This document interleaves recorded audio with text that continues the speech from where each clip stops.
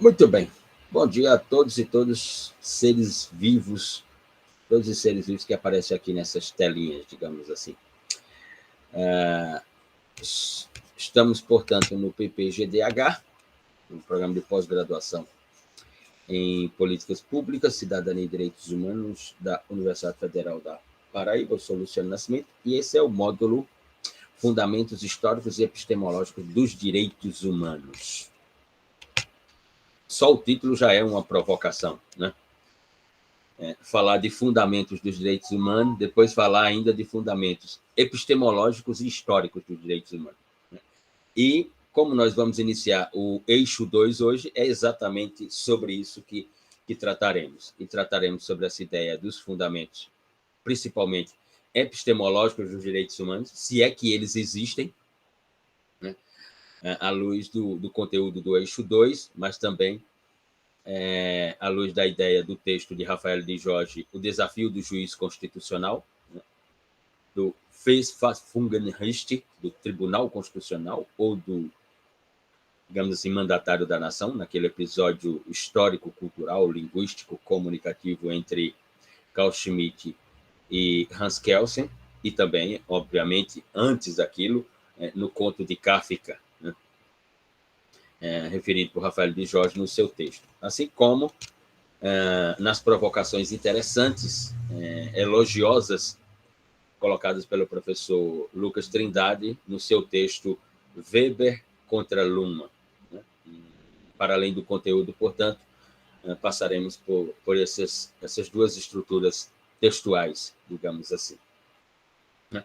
Tinha um narrador de partidas de futebol no Rio de Janeiro que, quando ia iniciar o jogo, ele dizia assim: é disso que o povo gosta, né? Quando ia começar a partida do jogo. Eu não sei aqui se é disso que vocês gostam, mas, enfim, é a função de vocês e a minha a ser cumprida, digamos assim. Bom, vou colocar aqui no chat de onde partiremos.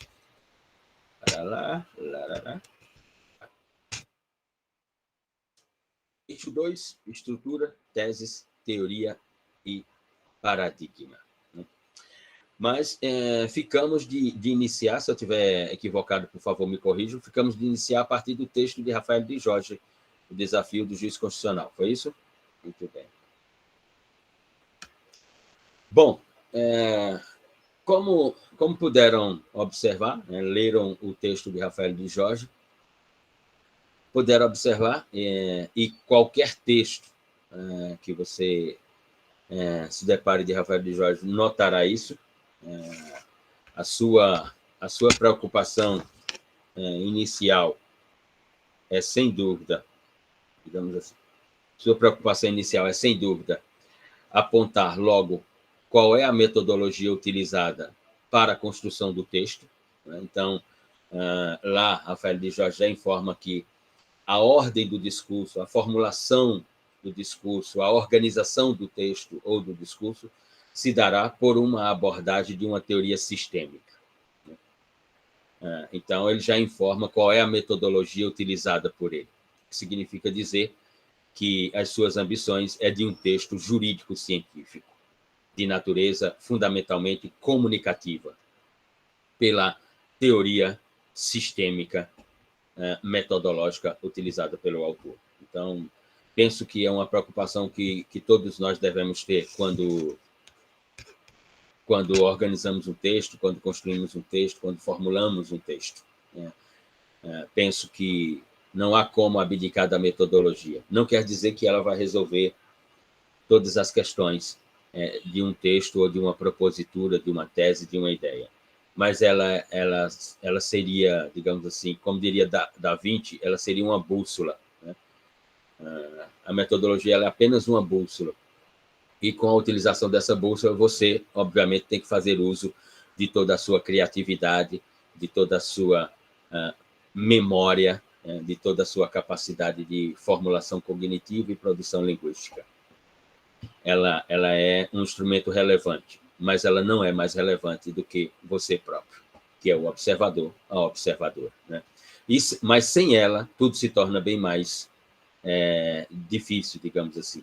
Sem ela, tudo se torna bem mais metafísica. Eu não saberia explicar as ideias, eu não saberia dizer qual a função a ser cumprida por essa minha cognição traduzida em linguagem, etc, etc.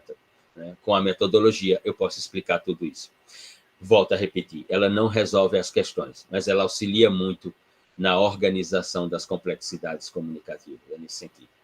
Então, Dijorge parte de uma ideia metodológica, de uma abordagem que ele denomina de abordagem sistêmica, ou seja, da teoria do seu mestre, Niklas Luhmann.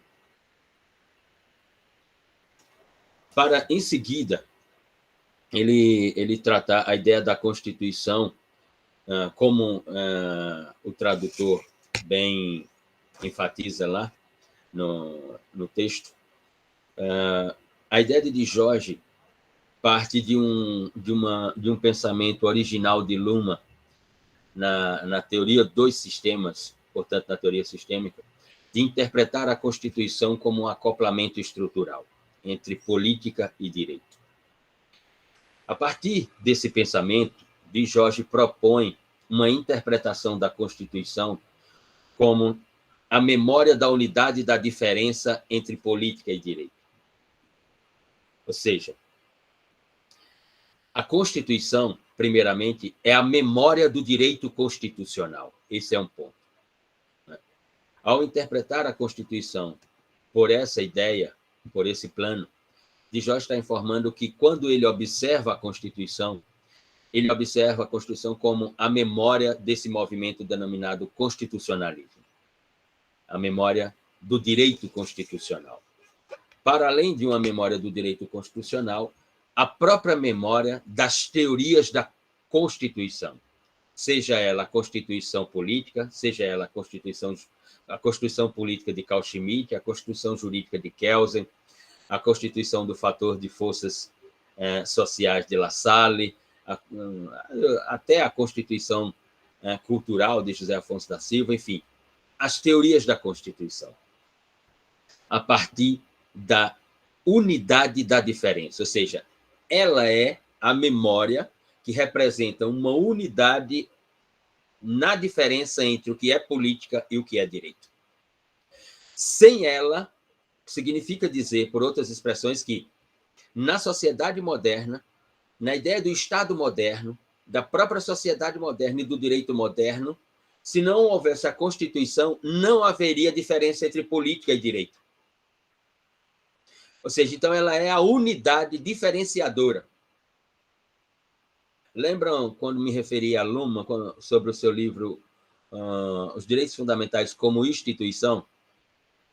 Ou seja, para Luhmann, por exemplo, se não houvesse os direitos fundamentais, não haveria sociedade moderna, portanto, não haveria Estado. E, portanto, não haveria Constituição.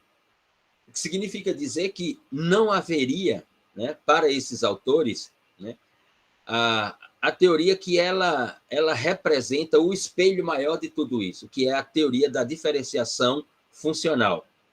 Teoria essa da diferenciação funcional, da autonomia dos subsistemas da sociedade moderna, que o professor Lucas Trindade, lá no outro texto, vai criticar enormemente Luhmann, inclusive se posicionando favoravelmente ao pensamento de Max Weber, de uma ideia das diferenciação das esferas sociais, mas de uma diferenciação entre as esferas sociais que se comunicam, que se submete a uma interpenetração de um lado para o outro, entre todas elas, algo que não é admitido por uma teoria sistêmica, por uma metodologia de uma abordagem sistêmica, digamos assim.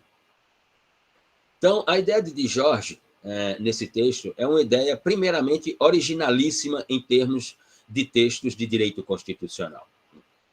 Por quê? Porque ele posiciona a Constituição do Estado como uma unidade que é memórica, ou seja, uma memória que representa uma categoria de unidade, e essa unidade determina as diferenciações entre política e direito.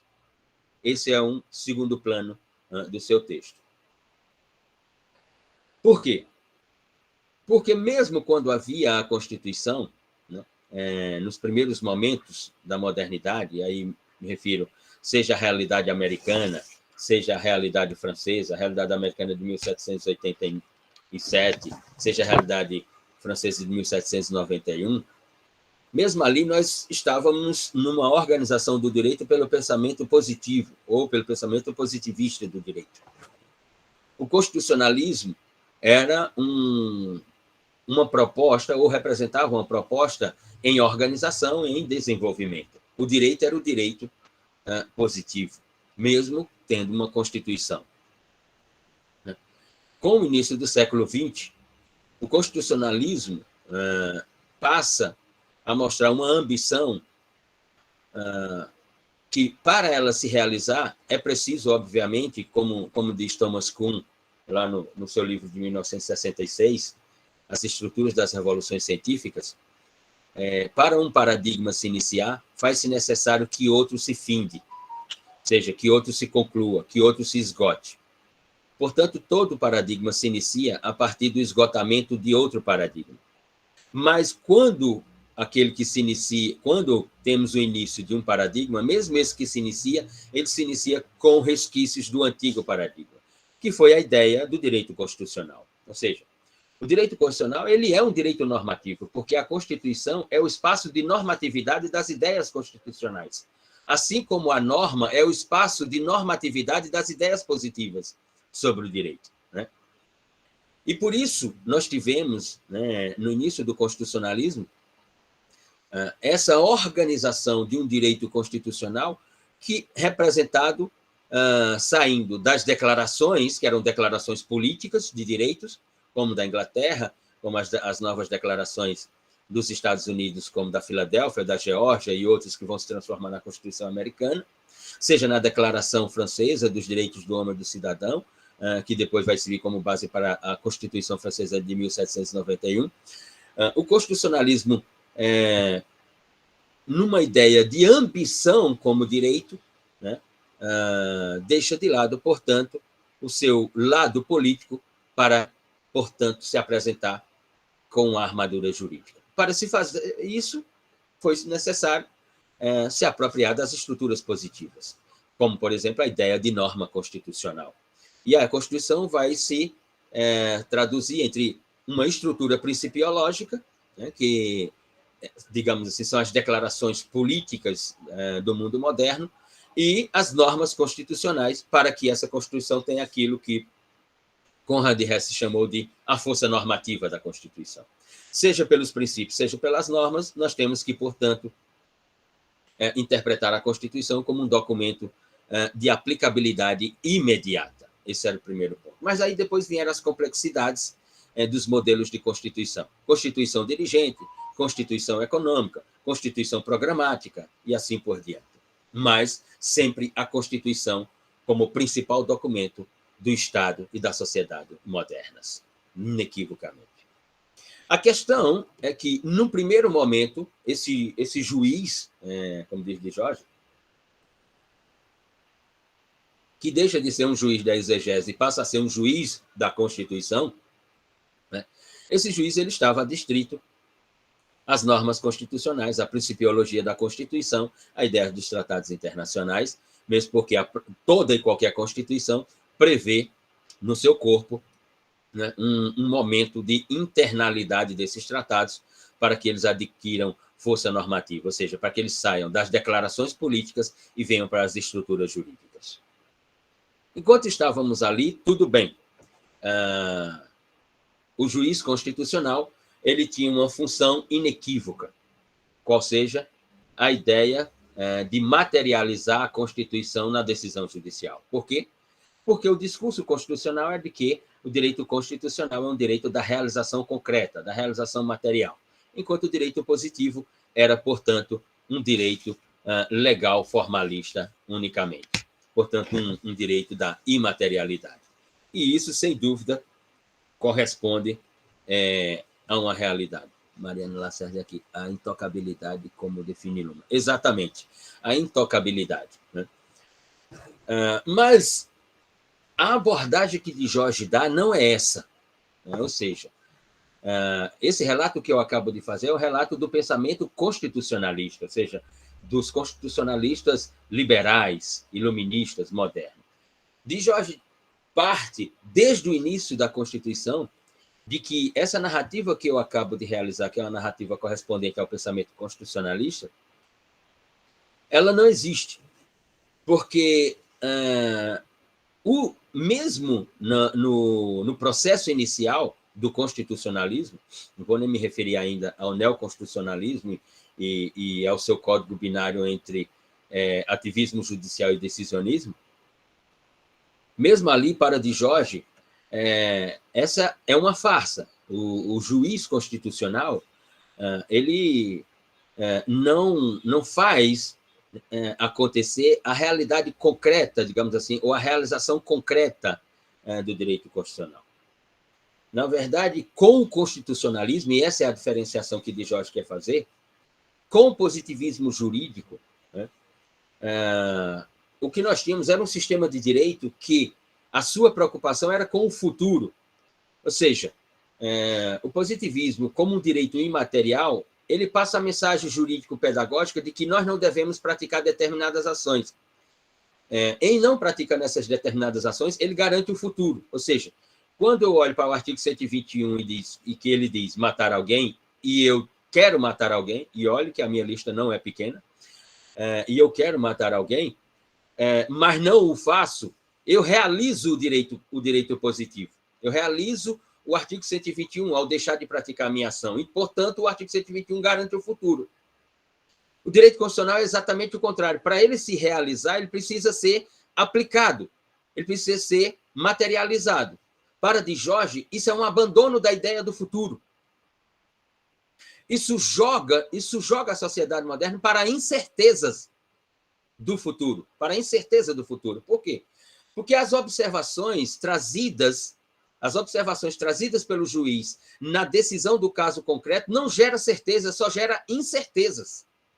O que significa dizer que compromete a ideia de futuro.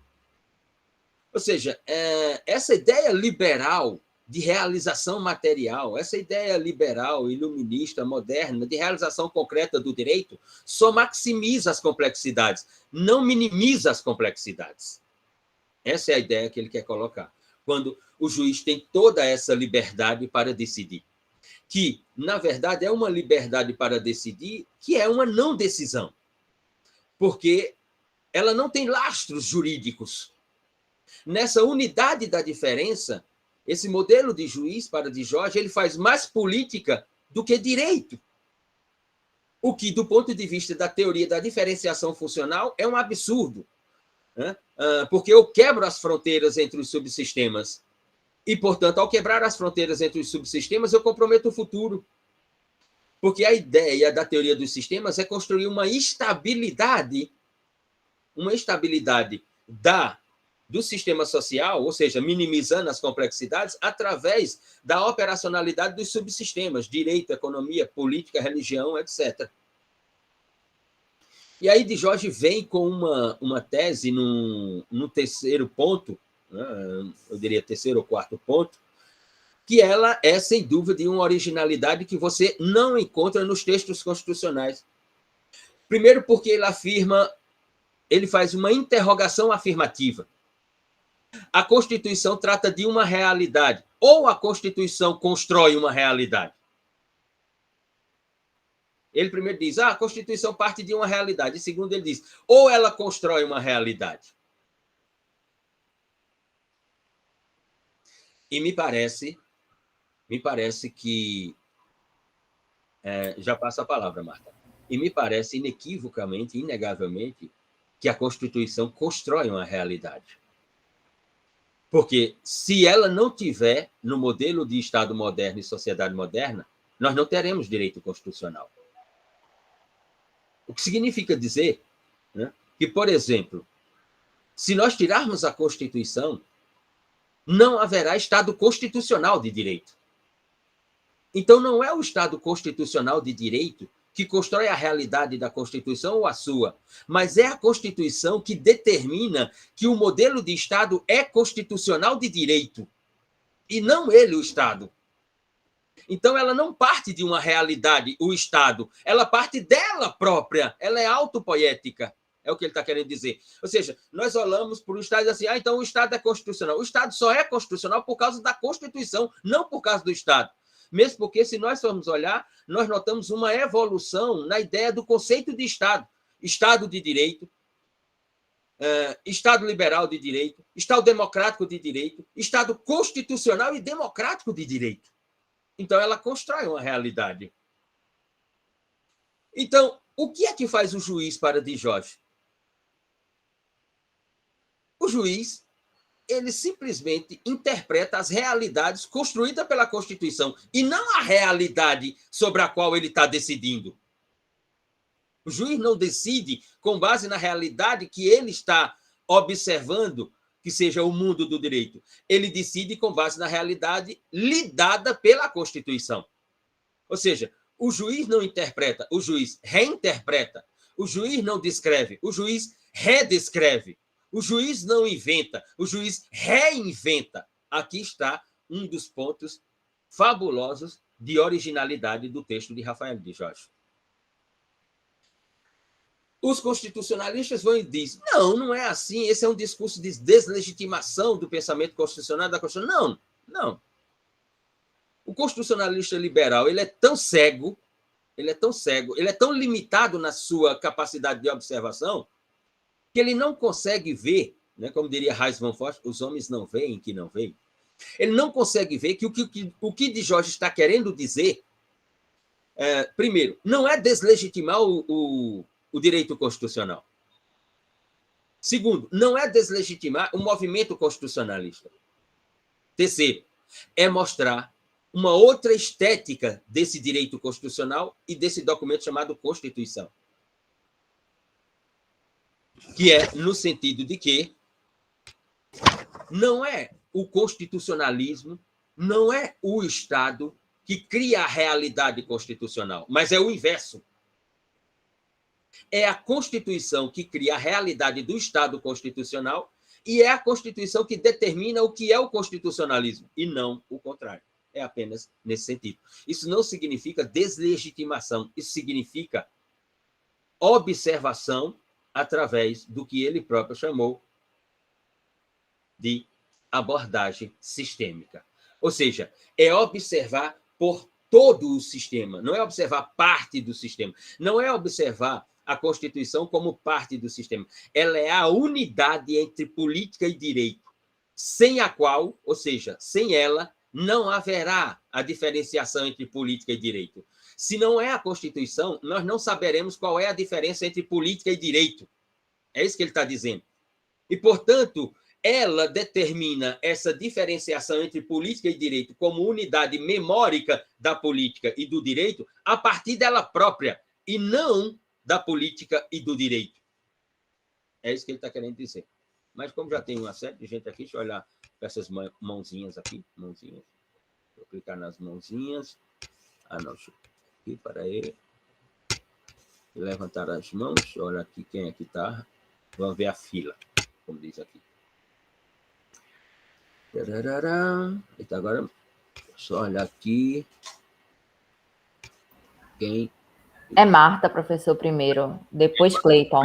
Isso, é verdade. Uhum. Olha aí, Marta. Ô, professor, não, é porque foi naquele momento lá, mas você disse o que eu ia falar, o senhor já falou depois, né, que a Constituição interpreta a realidade, sendo que a função do juiz constitucional é reativar continuamente esse processo, né, de construção da realidade. Uhum.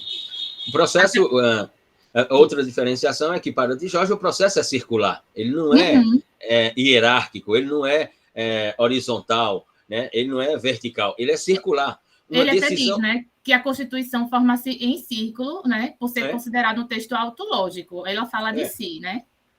E a questão é tão assim que até digamos assim, entre aspas, o Papa da hermenêutica, né, Hans-Georg Gadamer, quando escreve sua obra Verdade e Método sobre a Hermenêutica, ele utiliza a expressão ciclos hermenêuticos. Circular. É circular. né? E os constitucionalistas não observam que uma decisão do juiz com base na Constituição geram outras decisões com base na própria Constituição. Ou seja, a decisão não é da decisão, a decisão é da Constituição. A decisão não parte da decisão, a decisão só pode partir da Constituição. E olhe que de Jorge não toca em algo que, na minha interpretação, também é profundo. De que a decisão judicial, né, a decisão judicial nem precisaria disso, mas assim se socorre o tempo inteiro, já que não existe uma teoria da inconstitucionalidade da decisão judicial. Mas a decisão judicial, né, ela está dentro de um modelo determinado Estado constitucional de direito. Então, ela não pode se desvincular do Estado constitucional de direito. Ou seja, o Supremo Tribunal Federal não pode tomar decisões que nós não observemos como constitucionais. E mesmo quando nós observamos que elas não têm lastro constitucional, a argumentação hermenêutica inventa esse lastro constitucional a partir da Constituição, quando a Constituição não diz nada daquilo, mas utiliza a Constituição. O processo é puramente circular. Puramente circular. Não é como os constitucionalistas liberais, iluministas, modernos dizem, não, tem um processo de fases, tem um processo hierárquico, tem um processo... Não, não tem. É circular. Puramente circular. Uma decisão leva a outra, que leva a outra, que leva a outra, e a unidade dessa decisão é a Constituição. Cleiton?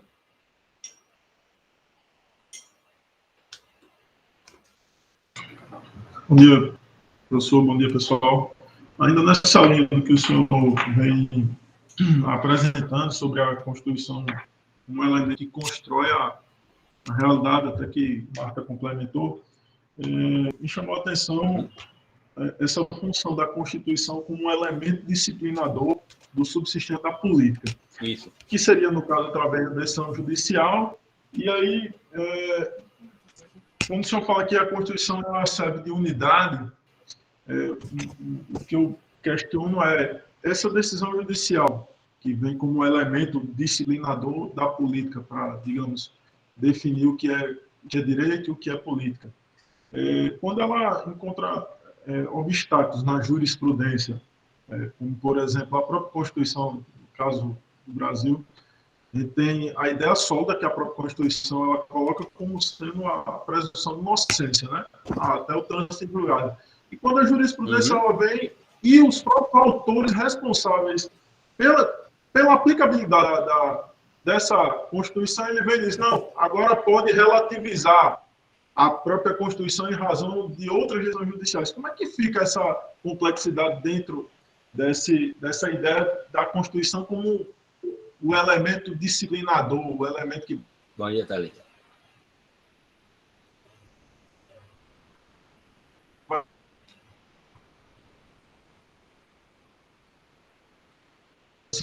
Política... Então, seria basicamente essa provocação inicial. Então, Cleiton, veja, o que de Jorge coloca é que o desafio do juiz constitucional, né, o desafio do juiz constitucional é reinterpretar, é redescrever, é reinventar essa realidade construída pela Constituição. Esse é o desafio do juiz constitucional, não é outro. Né? Portanto, a função dele, como bem se referiu Marta, é reativar o processo, né? Reativar o processo a partir da Constituição, reativar o processo de diferenciação entre política e direito. Como ela é a unidade da diferença, então eu sou o juiz. Então, minhas decisões têm que ser o quê? Minhas decisões têm que ser inventivas. Minhas decisões têm que ser criativas. Não! O que o Jorge está querendo dizer é que não há grandes diferenças entre o labor judicante do juiz da exegese com o juiz constitucional, porque a Constituição é uma espécie de exegese. No Estado constitucional, assim como os códigos, assim como o processo de codificação, Vamos lembrar aqui do Código Napoleônico. Assim como na ideia do Código Napoleônico, o juiz só podia dizer o que era o direito naquela realidade que chegava a ele, levada a ele como conflituosa, ele tinha que olhar o Código Napoleônico, observar a realidade conflituosa e dizer com quem estava o direito, ou se aquela realidade conflituosa ela era atípica e, portanto, ela não fazia parte do direito e ele não iria decidir sobre aquilo. O juiz constitucional, para de Jorge, o desafio do juiz constitucional não é diferente. O juiz tem que olhar a Constituição, ao receber a relação conflituosa, ele tem que olhar a Constituição, observar a Constituição, né? E saber se essa relação conflituosa ela está dentro da Constituição. E qual é a função do juiz, então? A função do juiz é reinterpretar, a partir da realidade dada pela Constituição, redescrever, a partir do que diz a Constituição, e, portanto, reativar o processo de reinterpretação, redescrição, fazendo a máquina girar na forma circular. Que, se nós notarmos, era o que o juiz constitucional, ou seja, o juiz do constitucionalismo, não do neoconstitucionalismo, o juiz do constitucionalismo, ele até fazia. O que significa dizer, para de Jorge, é que não há grandes diferenciações entre o papel do juiz da exegese com o papel do juiz constitucional. Então, o desafio desse juiz constitucional é fazer com que as realidades construídas pela Constituição venham parar dentro da sua decisão. Nós não estamos assistindo a isso, diz de Jorge. Com o neoconstitucionalismo, nós tivemos uma ruptura com isso. Para de Jorge, com o neoconstitucionalismo, em que o juiz abandona essa função, nós não tivemos apenas uma ruptura com essa realidade posta pela Constituição. Nós estamos assistindo uma ruptura com a ideia do futuro, o que é muito mais profundo. Porque quando o juiz decide, como você bem diz, para além da Constituição, quando o juiz decide para além da Constituição, ora, ele está decidindo com base no quê? Por exemplo, se o juiz da exegese decidisse para além do Código Napoleônico, ele estava decidindo sobre o quê? Ora, para os autores sistêmicos, construtivistas, funcionalistas, estruturalistas, essa é uma decisão da não decisão. Porque eu não tenho estrutura sobre a qual eu estou decidindo. Porque o juiz constitucional, para de Jorge, ele só pode decidir a partir de uma unidade da diferença entre política e direito, que é a Constituição. Se ele contraria a Constituição, ele está decidindo com fundamento no quê? Qual é o fundamento que ele está utilizando? Se ele está jogando fora a Constituição para decidir. Se o juiz da exegese joga o Código Napoleônico fora para decidir, ele está decidindo com fundamento no quê? Isso não é só uma ruptura com o presente para esses autores. É uma ruptura com o futuro, porque isso causa incertezas. Vamos lá. Não sei se leram, mas se não leram, eu vou enviar para vocês. Essa semana foi publicada uma sentença dada por um juiz em Minas Gerais sobre o caso de tóxico, droga, em que ele extinguiu todos os processos que tinha na sua vara sobre uso de drogas. Ou seja, sobre o artigo 28 da Lei 11.343. Ele faz um papel de juiz constitucional. Em que sentido, Luciano? Ele extingue todos os processos por uso de drogas, no sentido de que o uso de droga é uma autolesão. E na Constituição, diz ele, na Constituição não tem, e nem no Código Penal, que é uma norma infraconstitucional, não tem uma previsão de punibilidade sobre a autolesão. Vou aqui, para os constitucionalistas liberais, levantar uma hipótese absurda. O suicídio é punível?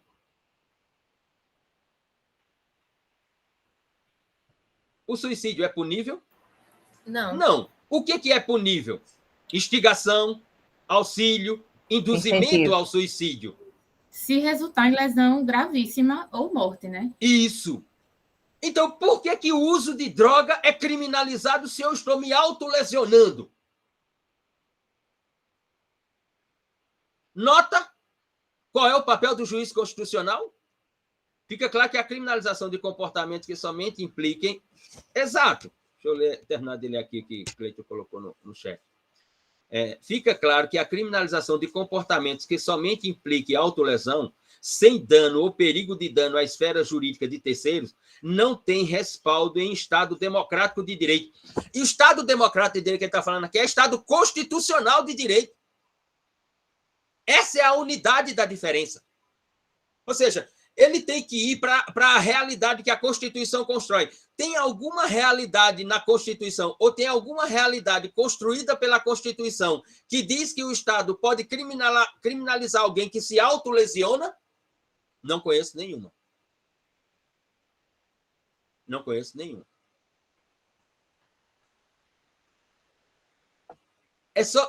A decisão desse juiz é o texto de Rafael de Jorge, de um lado. De qual tem que ser a função do juiz constitucional.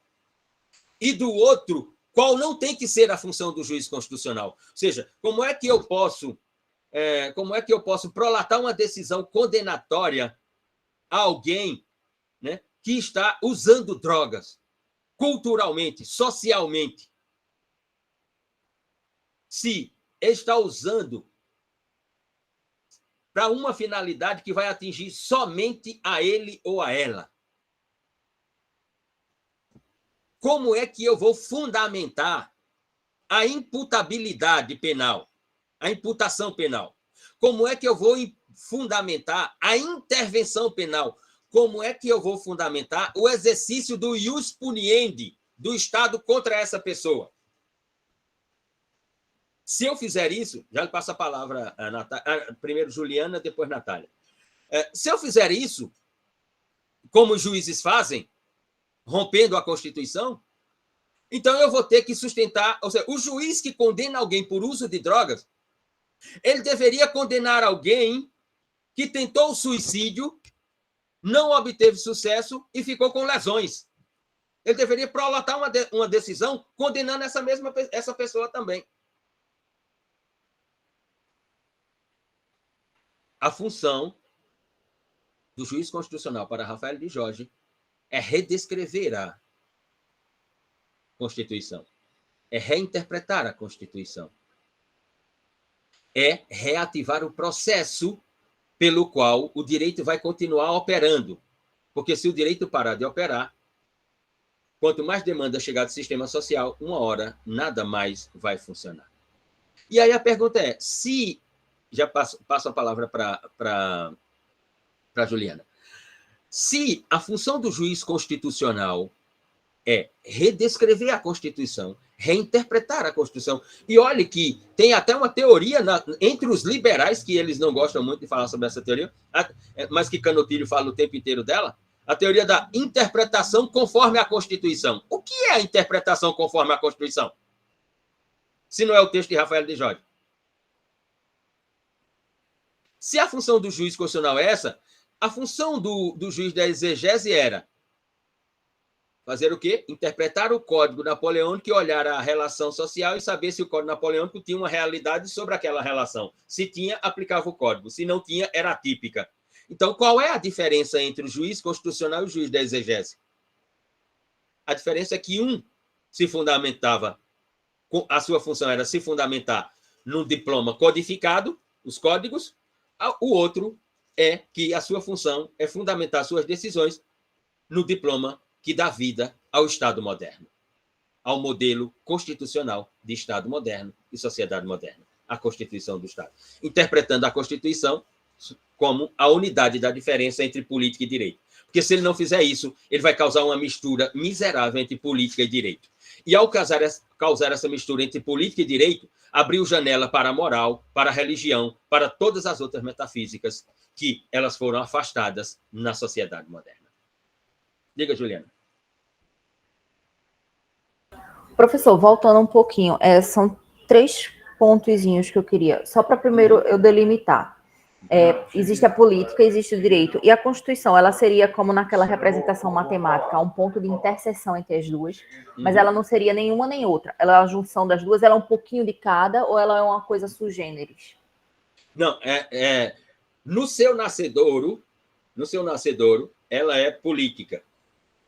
Por quê? Porque o poder constituinte originário é um poder de fato. Eu posso colocar a Assembleia Constituinte, os deputados que foram eleitos para a Assembleia Constituinte colocam na Constituição o que eles querem colocar na Constituição, que é um poder de fato. Quando ela é promulgada, ou como, por exemplo, a de 1824, né, que foi outorgada, é um império, a primeira Constituição brasileira de Dom Pedro, ela é outorgada por Dom Pedro. Ela era política, ao ser outorgada, ela se torna direito. Então, ela não é mais política e ela passou a ser direito. Antes, ela era política e nunca foi direito. Então, é, na verdade, uma alquimia. Então, Luhmann utilizou a expressão acoplamento, que é uma expressão adequadíssima. Ou seja, se não houver a Constituição, não haverá essa diferença entre política e direito. Eles ficarão assim, do nascimento, né, até a vigência. Será sempre política e direito. Como, por exemplo, veja, as declarações que fizeram nascer as constituições, elas são declarações políticas. A Declaração Francesa do Direito do Homem e do Cidadão é uma declaração política, mas ela é direito ao mesmo tempo, mas ela é pura política. As declarações... Bill of Rights. A Bill of Rights é o quê? Ela é uma declaração política de direitos. Ela não tem diferenciação entre ela. A metodologia é que determina a diferenciação.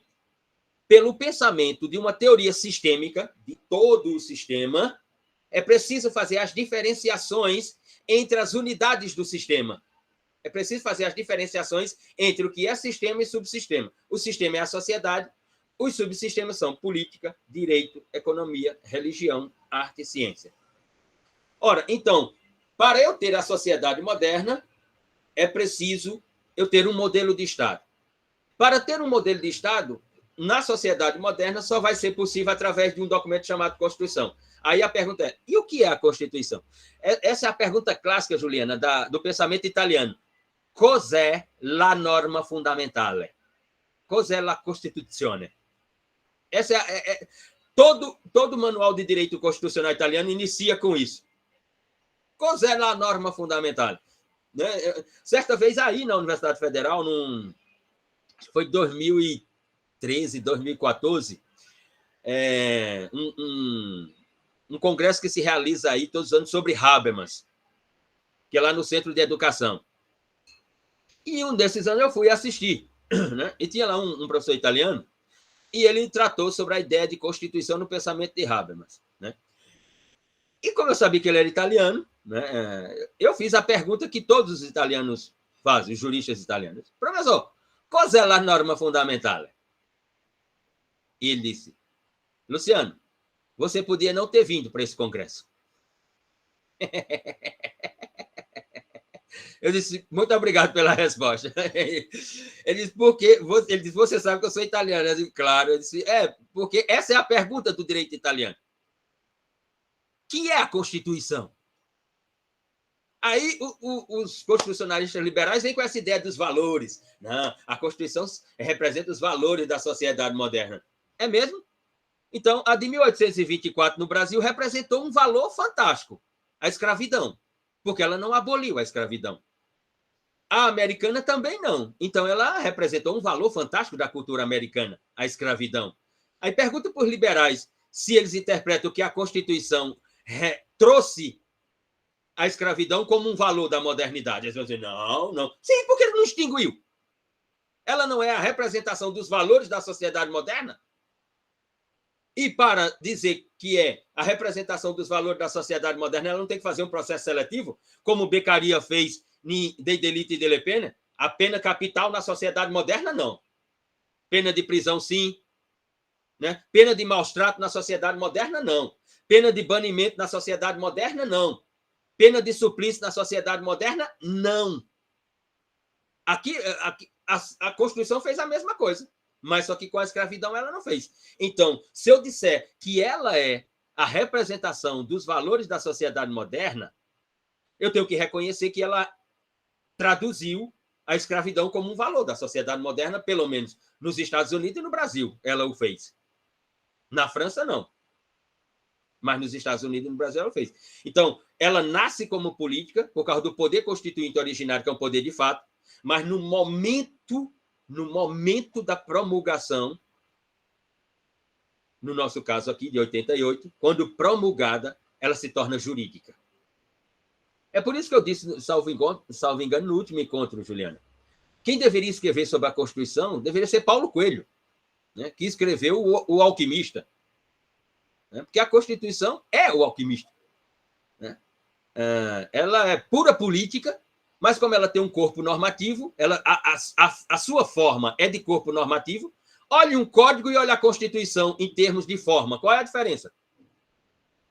Pega um Código Civil e pega a Constituição em termos de forma. Qual é a diferença? Tem diferença. Tem diferença. Né? Então, ela é isso. Então, assim, política para cá, nascendo, promulgada, direito para cá. Agora, sem ela, não há diferenciação. O único lance é que ela determina essa diferenciação. Se ela não houver, se ela não existir, não há diferenciação. E, portanto, para esses autores, não há modernidade. Ela é o ponto de interseção na representação matemática. Dúvida, exatamente. Agora, isso é desconfortante para o pensamento constitucionalista liberal. Porque para eles, ela é a representação, ela é o repositório dos valores da sociedade moderna. Bom, quem quiser acreditar nessa história, vá a fundo. Outros 2 pontos, professor, aí você pode juntar. A norma inconstitucional, ela estaria fora porque ela não está adequada à constitucional, mas ela acaba acontecendo na sociedade e gera efeitos. Então, ela seria o quê? Ela seria a norma inconstitucional? As decisões inconstitucionais. Ah, sim. Olha, vamos partir lá da Constituição, nessa questão de inconstitucionalidade e constitucionalidade. Porque é ela, a própria Constituição, que determina o que é constitucional e o que é inconstitucional. Né? Olha, tem uma frase histórica de Canutilho: não existe norma inconstitucional na Constituição. Essa frase é histórica de Canutilho. Só que essa premissa, ela oculta um paradoxo. Se você fizer uma pesquisa rápida aí, não precisa ir em grandes bibliotecas, não. Pode ir aí no Aristóteles americano, que ele vai lhe dar essa resposta aí. No Google, sobre a força normativa do preâmbulo da Constituição. A maior parte dos autores, a maior parte que eu digo absoluta, de 10 autores constitucionalistas, 8 vão dizer que o preâmbulo da Constituição não tem força normativa. Então, como é que eu tenho... E o preâmbulo está na Constituição, ele não está fora da Constituição. Ele está na Constituição. Como é que eu tenho na Constituição, porque eu vou interpretar o preâmbulo como norma constitucional, porque ele dita a Constituição. Ou seja, ele é a janela de abertura para o que nós vamos encontrar no corpo da Constituição. Se ele não tem força constitucional, se ele não tem normatividade, então ele é uma norma constitucional de qual categoria? Canutilho diz: eu não tenho na Constituição norma que seja inconstitucional. Luciano Nascimento diz: mas eu tenho na Constituição norma que não tem força normativa. O que é a ocultação de um paradoxo. Eu me refiro ao preâmbulo. Deixa eu ver se eu encontro aqui, matéria, Marta. Há normas que são apenas formalmente constitucional. Sim, formalmente constitucional. O que, na minha interpretação, é um paradoxo. É a ocultação de um paradoxo.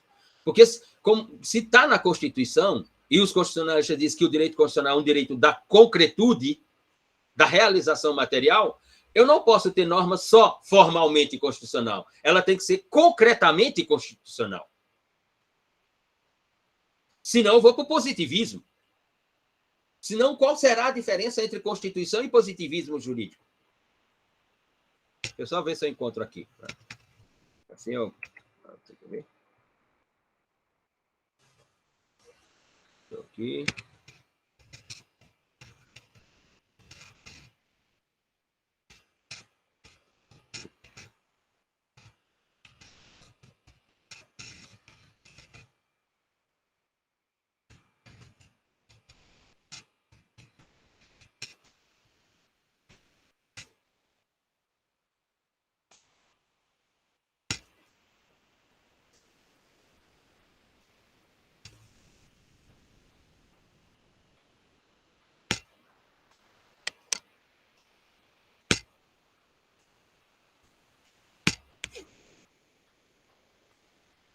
Vou colocar aqui no chat.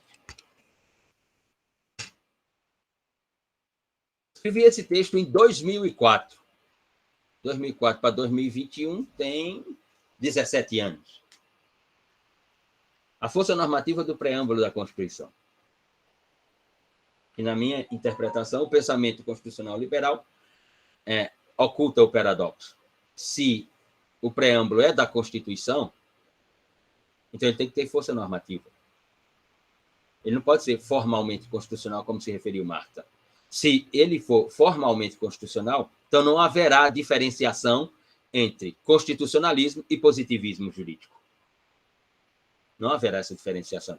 E a Constituição é a unidade da diferença.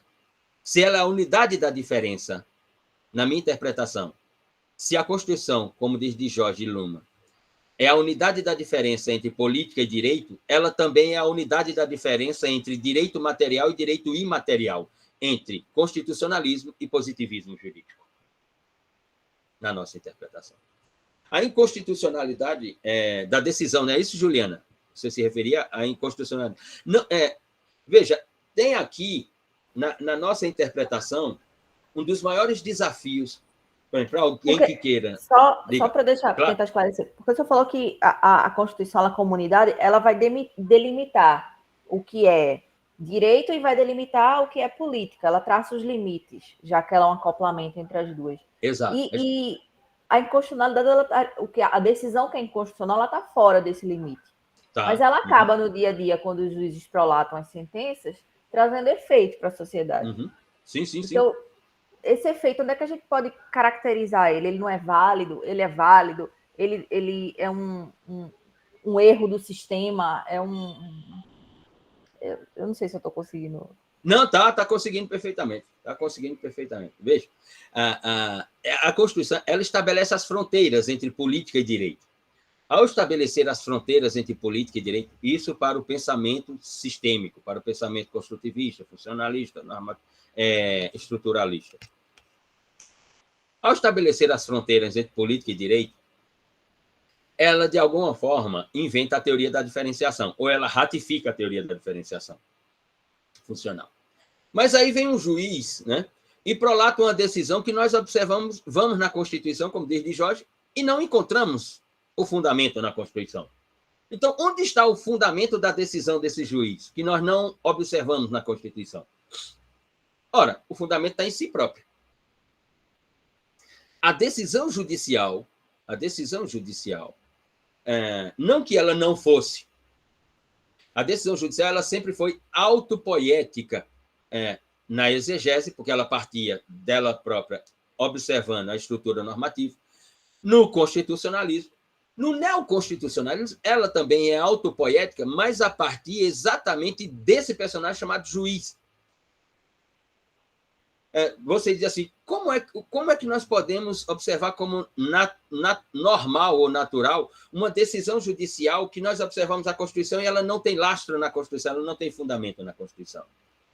Por causa exatamente da armadilha na qual Kelsen caiu, armada por ele próprio. Quando Kelsen sustenta que o guardião da Constituição tem que ser o Tribunal Constitucional, e aqui eu não estou deslegitimando, desmentindo Kelsen, eu estou com ele, tem que ser o Tribunal Constitucional mesmo, não tem que ser um político, o guardião da Constituição. O guardião da Constituição tem que ser o tribunal. O problema não é o tribunal, né? O problema é o juiz, não o tribunal. A questão é que, dizia eu, aqui é uma matéria que dá uma carreira acadêmica inteira, para vocês que são jovens. Para mim, que já estou nessa idade, não dá mais, e que também não quero mais. Eu quero praia, ficar embaixo de um coqueiro, com as minhas caipirinhas, e tá bom demais. Quero mais conversa com nada. Depois de Japaratinga, né, professor? Quero mais conversa com esse negócio de pilhas de livro, finais de semana rabiscando, escrevendo, aquela loucura toda. Não, quero, como diz Jorge, a vida tem que ser divertida, Luciano. Eu quero diversão. Meu sobrenome agora é Luciano Diversão. Quero diversão. Mas, para quem é jovem, aqui está um espaço do direito extraordinário, que é a construção, como diz... vou colocar o nome dele aqui, depois podem pesquisar por ele.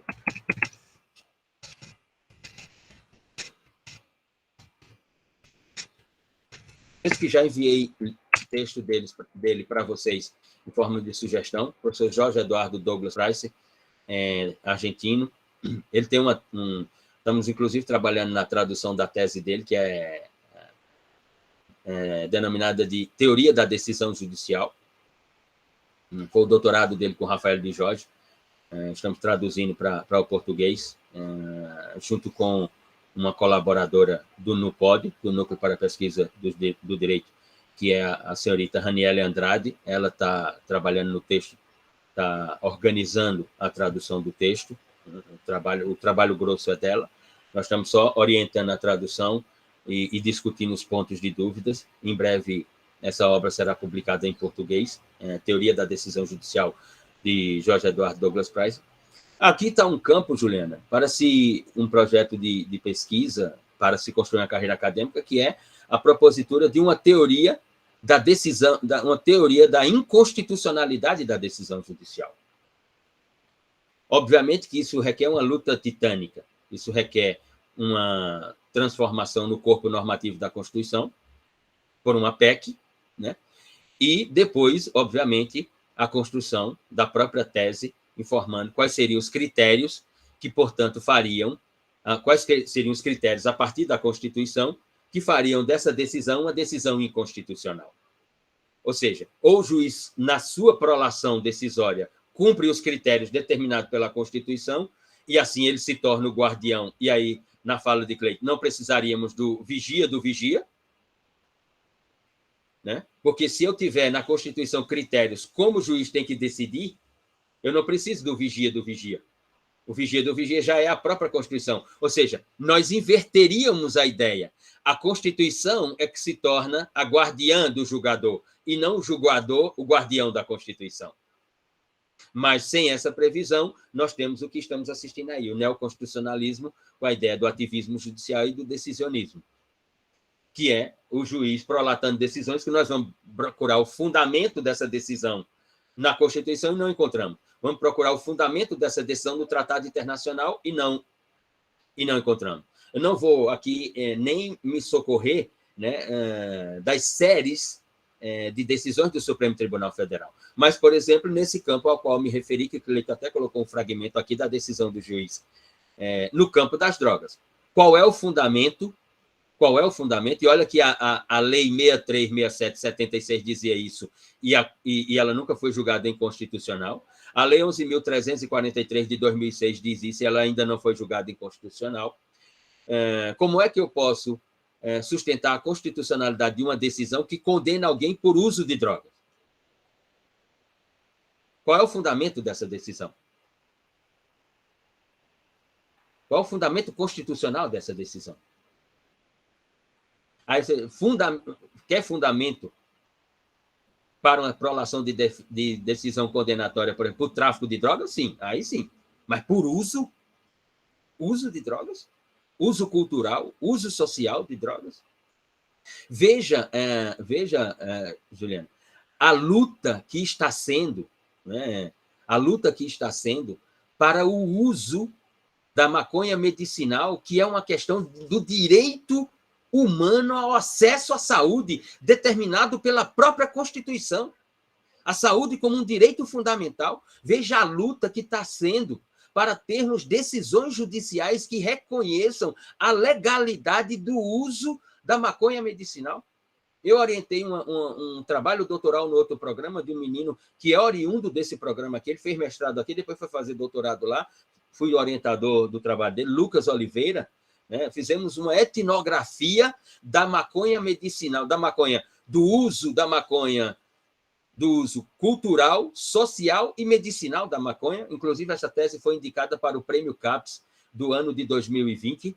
O trabalho de Lucas Oliveira é um trabalho que iniciou aí como uma dissertação de mestrado no PPGDH e foi como projeto de doutorado para o PPGCJ, e a orientação se deu, a conclusão, a defesa do trabalho dele, salvo engano, se deu ou foi maio, ou foi agosto do ano passado, de 2020, e o trabalho dele foi indicado ao Prêmio CAPES de tese como uma tese extremamente inovadora.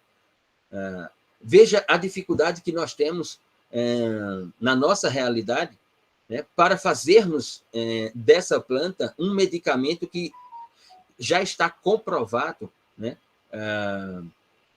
todo o benefício que traz de combate a determinadas maladias. Por exemplo, eu tenho uma mãe aqui que ela foi diagnosticada 2 anos atrás com o início de Alzheimer.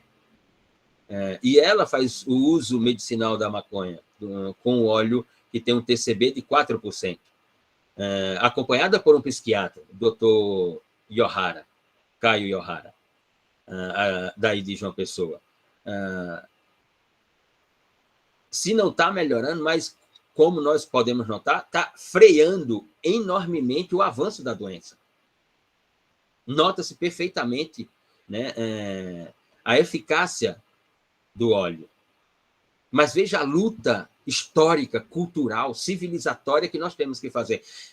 E olhe, estou falando de decisão judicial, não estou falando nem de norma, porque norma não virá mesmo. Norma não virá mesmo. É decisão. Em outros países, nós temos sandálias, nós temos, sabe, não é medicamento, não. Nós temos, agora mesmo nos Estados Unidos, qual foi a marca, se eu não me engano? Foi a Heinz, lançou uma maionese de cannabis.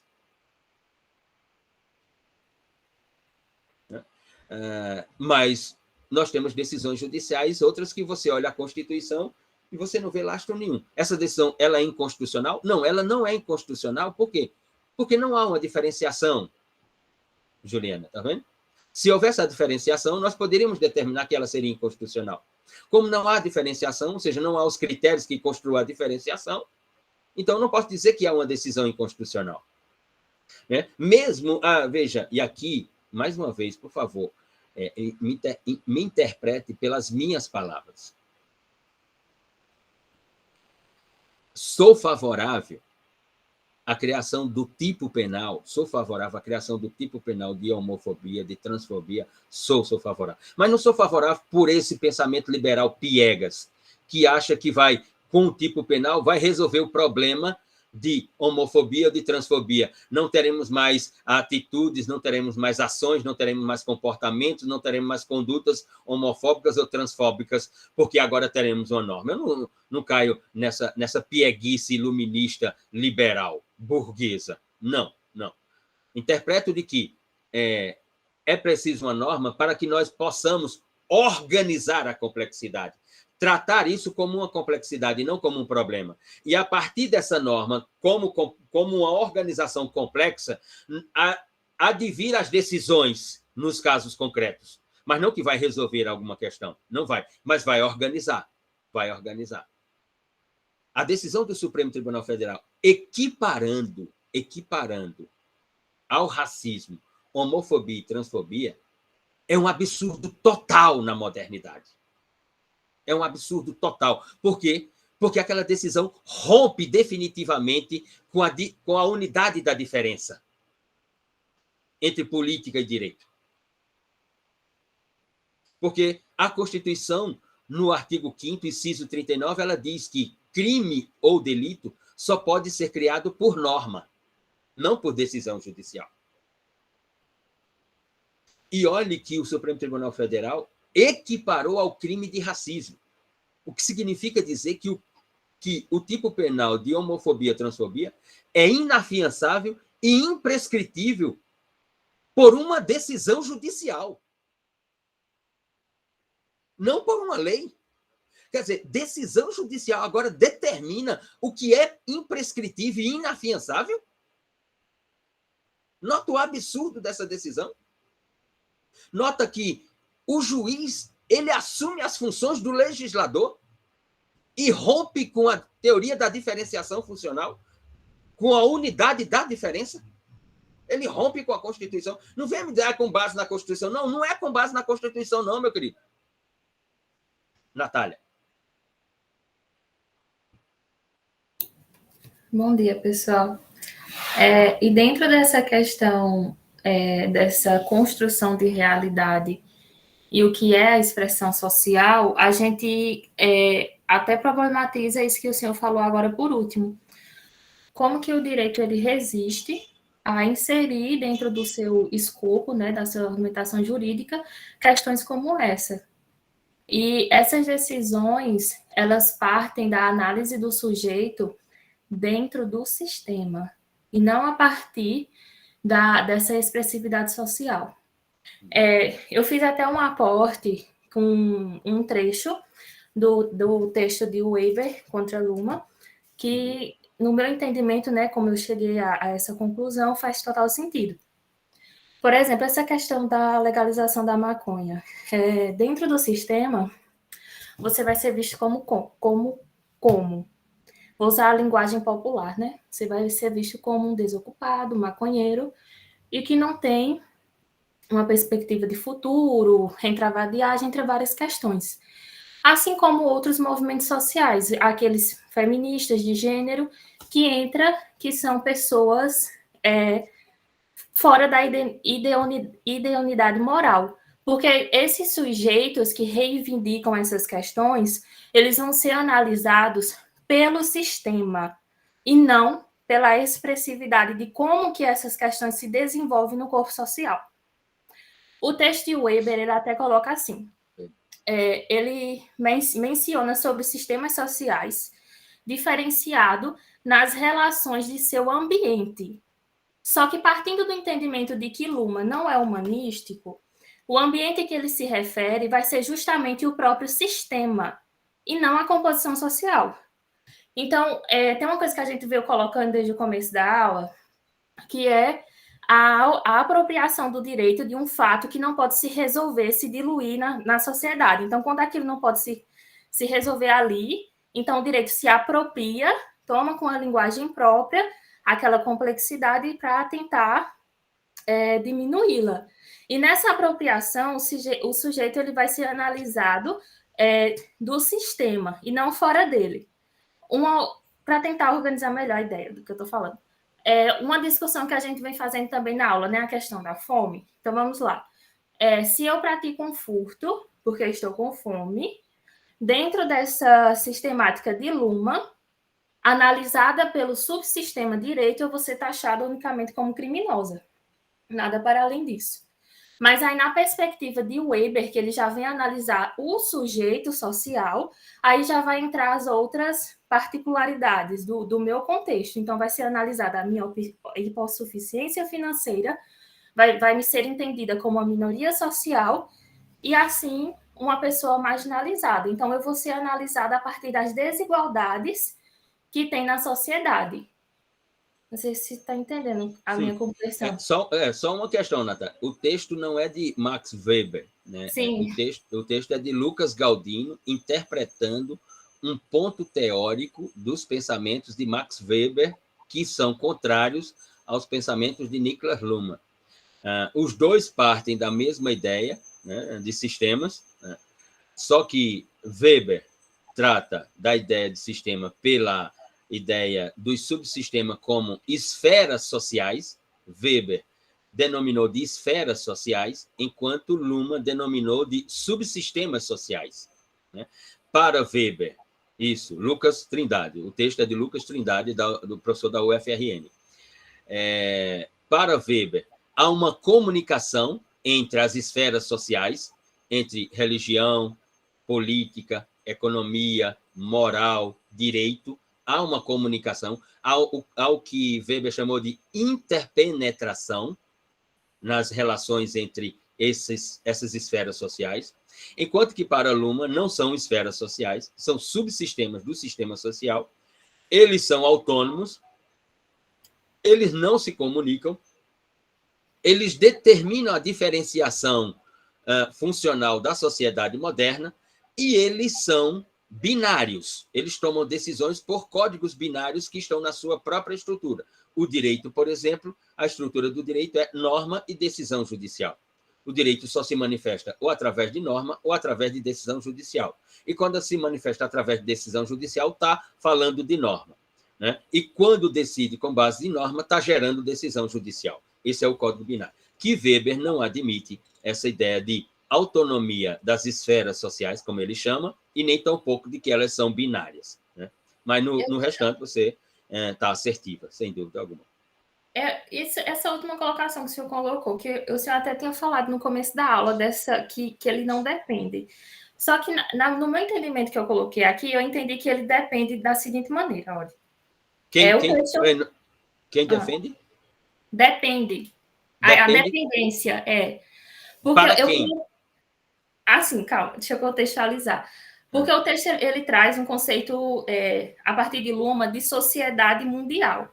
Aí o que é que eu compreendi? Que Luhmann vai ver a sociedade como um todo, dentro como interdependente.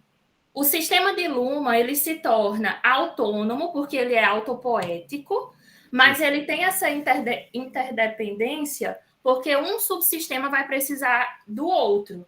Tipo assim, a comunicação ela só vai existir quando tiver os interlocutores. Sem interlocutor não tem como haver comunicação. Então, eu entendi essa dependência dos sistemas, mas quanto à operacionalidade deles, aí eles são autônomos, independentes pela autopoese. Mas para um existir, precisa da ação humana. Aí essa ação humana seria entendida por essa posição hierárquica. Então, se tem a sociedade... Não, no pensamento de Luhmann não tem hierarquia. No pensamento de Luhmann não existe hierarquia, é tudo circular. Eu tinha colocado essa hierarquia assim, ó, porque tem a sociedade, aí da sociedade se parte a comunicação, que aí vai ter as complexibilidades, que aí se cria os subsistemas para tentar satisfazer essas complexibilidades. Sim, mas não há hierarquia, Natália. Não há hierarquia e a autonomia dos sistemas não implica em interdependência. Apenas o sistema produz as complexidades e, pela sua própria estrutura, o sistema não pode tratar essas complexidades, ele não pode dar soluções para essas complexidades, porque ele não tem estrutura para isso. Então, o sistema inventa os subsistemas. Quando os subsistemas são inventados, eles adquirem autonomia, não tem mais nenhum vínculo com o sistema. Por exemplo, um casal que tem filhos. Quando os filhos se tornam emancipados, não tem mais nenhum vínculo de dependência com a família. Por exemplo, quando eu saí da casa dos meus pais, né, e que provavelmente meus pais saíram assim, graças que ele foi embora, é um prato a menos aqui, é uma despesa a menos. Né? Porque se eu tiver filho, quando ele tiver com 15 anos de idade, ele vai ter que pegar o beco. É assim, meu querido, já deu tempo demais para você aqui. Vai cuidar da tua vida. Tu tem o mundo aí inteiro esperando por ti. Te pica, pega o beco, bicho. Tá fazendo hora aqui, por aqui. É essa autonomia que Luhmann está dizendo. Quando a sociedade envia a relação complexa em forma de conflito para o direito, quando o direito se apropria desse conflito social, ele, como diz Antônio Castanheira Neves, ele deixa de ser um conflito social e passa a ser um conflito jurídico. O direito trata aquilo juridicamente, ele não pode tratar aquilo politicamente, ele não pode tratar aquilo economicamente, ele não pode tratar aquilo religiosamente, ele não pode tratar aquilo moralmente. O direito só pode tratar aquilo juridicamente. Essa é a autonomia dele.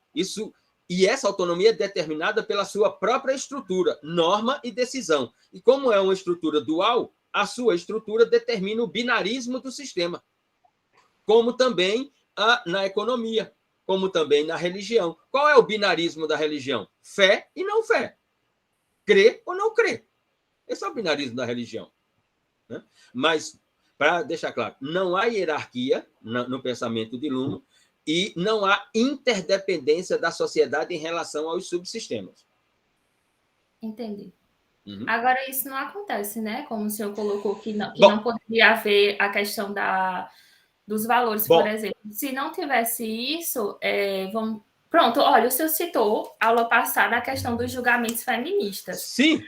O feminismo ele é um movimento social que o direito não se apropria. Só que o que é que aconteceu? Por esse julgamento feminista, é justamente uma forma de reescrever decisões judiciais com temas relacionados a gênero. Então, é um movimento que vai se apegar a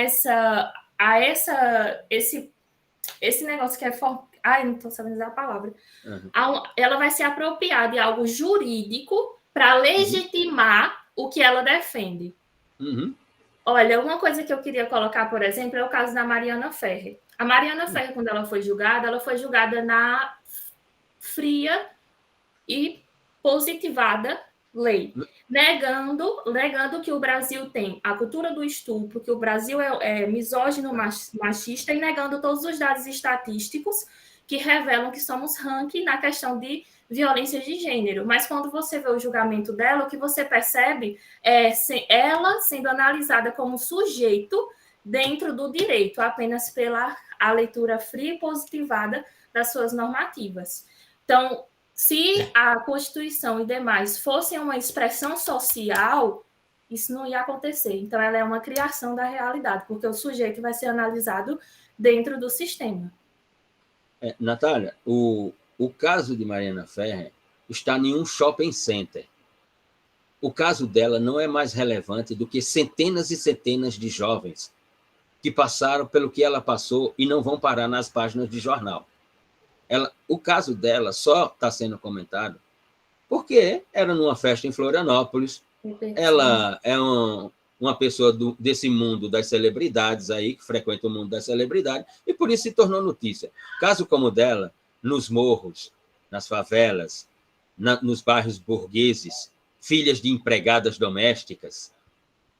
Se você fizer um levantamento de decisões de casos de estupro como o dela no judiciário, você vai se surpreender com o número de casos de absolvição, de casos semelhantes como o dela. Então, o caso dela é só mais um. O caso dela não é o caso dos casos. É que ela é Mariana Ferrer. Nesse modelo de sociedade, como dizia Eduardo Galeano, escritor uruguaio, nesse modelo de sociedade, o que vale é a embalagem e não o produto. Ela é só uma embalagem. Porque jovens como ela, nesse país, são violentadas todos os dias e os juízes absolvem. E aqui eu não estou fazendo um discurso de criminalização de intervenção. Por quê? Não estou querendo dizer que com a condenação resolveríamos esses problemas. Não, porque eu não trato como problemas. Trato como complexidades. Mesmo com a decisão condenatória, não quer dizer que a questão estaria organizada, se for uma complexidade, ou que o problema estaria solucionado, se assim o fosse. Mas estou querendo apontar a hipocrisia do pensamento liberal, do pensamento iluminista, do pensamento moderno do direito, nesse sentido. Juliana, você tinha um terceiro ponto para depois a gente vir para cá, porque Mariana Medeiros falou, depois eu leio.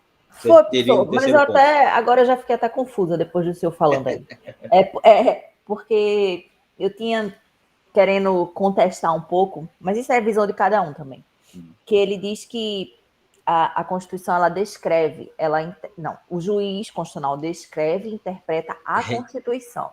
Uhum. Mas talvez seja só a questão do observador. Juliana, ele diz que esse tem que ser o desafio do juiz constitucional. Certo. Mas já que a Constituição é letra, né, tá lá paradinha, Sim. E o fato é que se adequa a ela, não seria uma interpretação do fato sobre a luz da Constituição e não da Constituição que ele tem que fazer? É só isso. Depois eu fiquei pensando, talvez não. Acho que a Constituição, mas eu ainda estou elaborando. Se nós chegarmos à conclusão de que o juiz ele tem que interpretar o fato e depois a Constituição, nós não precisaríamos da Constituição, só bastaria o fato. Por que é que nós observamos o fato? Por que é que o juiz tem que observar o fato? Porque existe uma Constituição. Então, obviamente que o que vai ser direito não pode partir do fato, só pode partir do próprio direito, porque o direito é um sistema autopoético. Então, ele tem que partir de si próprio. O fato não é o direito. O fato não é o direito. O que nós estamos assistindo é exatamente o contrário que o de Jorge diz. Os juízes neoconstitucionais, ativistas, decisionistas, eles ficam olhando a relação, né, e tomam uma decisão, e você vai na Constituição e não encontra nada, porque está só olhando o fato. Então, isso não é direito. Por isso que ele diz, isso é o não saber do saber. É uma não decisão da decisão. É uma não decisão da decisão. Quando era no outro sistema, no sistema positivista, o que é que o juiz fazia? O juiz olhava o código, olhava o fato e dizia, isso aqui do fato está dentro do código. O direito está com A e não está com B. Os juízes neoconstitucionais falavam assim, o fato, por exemplo, mais uma vez, não quero ser implicante, mas é que é ilustrativo, mais uma vez. Tá, não vou nem pegar esse caso da homofobia, não vou pegar isso não. Vamos pegar o parágrafo 3º do artigo 226, que reconhece a união homoafetiva como entidade familiar. Onde lugar, locus, onde o locus constitucional, onde o Supremo Tribunal Federal foi encontrar o fundamento para posicionar a união homoafetiva como entidade familiar. No artigo 226, no parágrafo 3º do artigo 226, não. Aonde? Lá no início, no artigo 1º, inciso 3. A dignidade da pessoa humana. Sim. Ou seja, com ela eu faço o que eu quiser. Ou seja, é a não decisão da decisão, é o não fundamento do fundamento. É isso que o Jorge está dizendo. Quando faz isso, não rompe apenas com a Constituição, rompe com o futuro. Veja, aí diz assim, porra, Luciano, você é um conservador de merda da porra, porque você não quer que as pessoas homoafetivas sejam... Não! Claro, não é essa não a questão. O que eu estou querendo dizer é que essa conquista ela tem que vir pela Constituição e não pela decisão judicial. É o caminho só, né, professor? Não Exato. Nós estamos indo na mesma direção. Só que uns estão utilizando umas ferramentas e eu quero outras. Porque, Juliana, quando isso acontece algo que nós não estamos observando. Isso fulmina a democracia representativa. Para que é que nós temos representantes? Para que é que nós temos representantes? Ou seja, por que é que... Veja, isso vai voltar num ponto de um debate que fiz aqui com Cleiton Viriato, que a questão que é a posição do professor Celso Fernandes Campilongo, a questão dos movimentos sociais no Brasil é que eles não são teoria, eles não constroem uma teoria. Por que é que essas pessoas que estão nesse mundo, né, não propõem uma teoria e não vão para a frente do Congresso Nacional? Essas pessoas não votam? Essas pessoas não têm os seus representantes, todos nós não temos representantes, e num ponto como esse, eu vou com essas pessoas.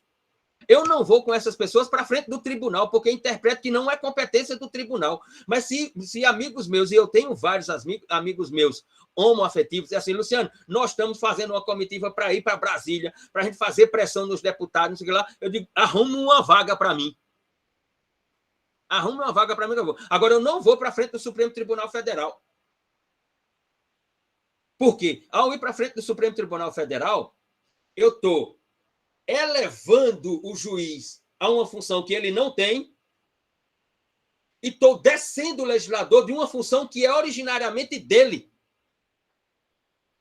Eu estou prestigiando alguém que não tem sufrágio popular e estou desprestigiando alguém que tem a função do sufrágio popular.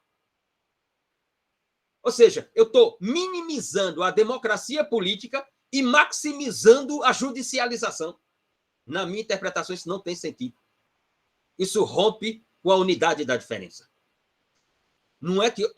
Luciano se demonstra um conservador. Tem nada a ver com isso. Não adianta... Vou dar aqui um exemplo que ele é ridículo, mas eu tenho que dar, para mostrar a importância da diferenciação funcional na sociedade moderna, né, e da unidade da diferença. Que, se isso não for praticado, a ideia de futuro está comprometida. E a ideia de futuro não é futuro positivo ou negativo, bonito ou feio, não é isso, não.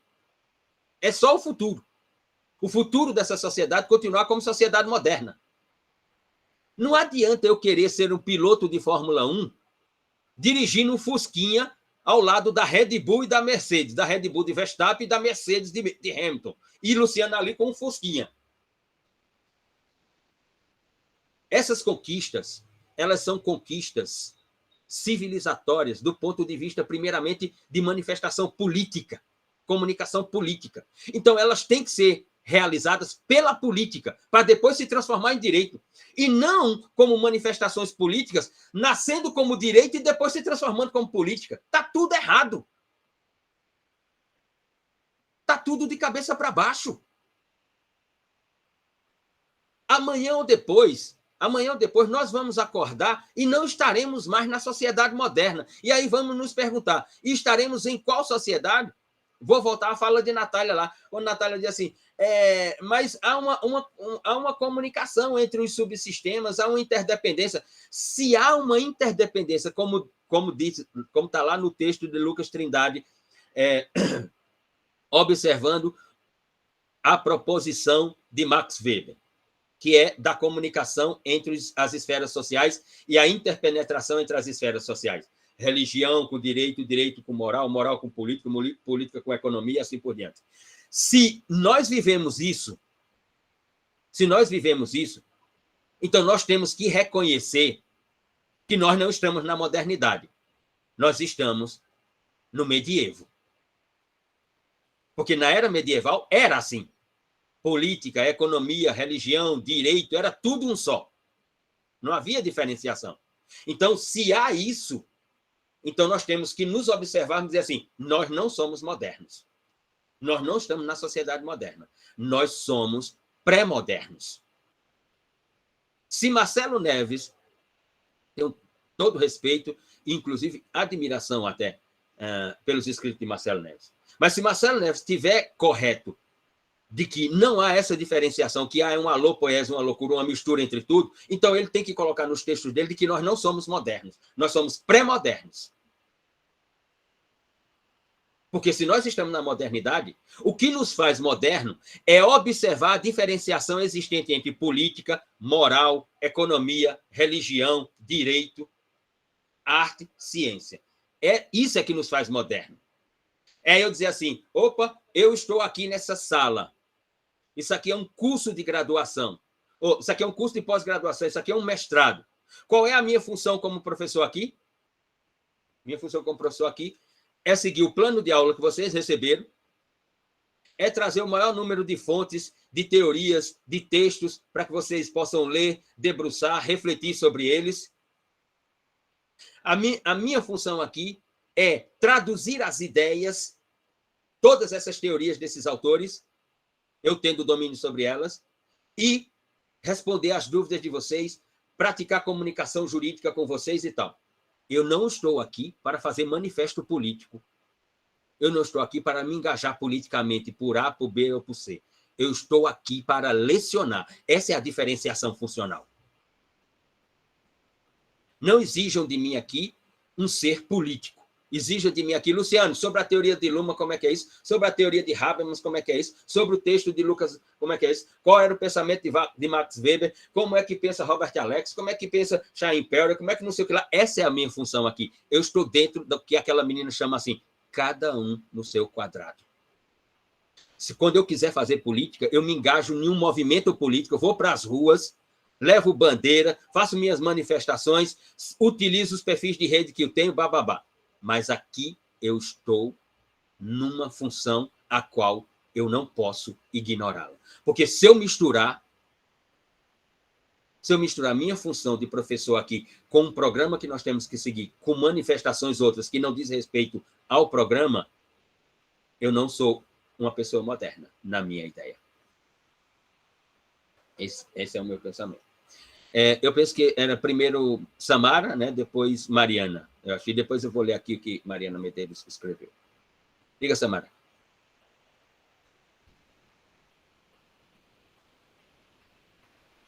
Sem som.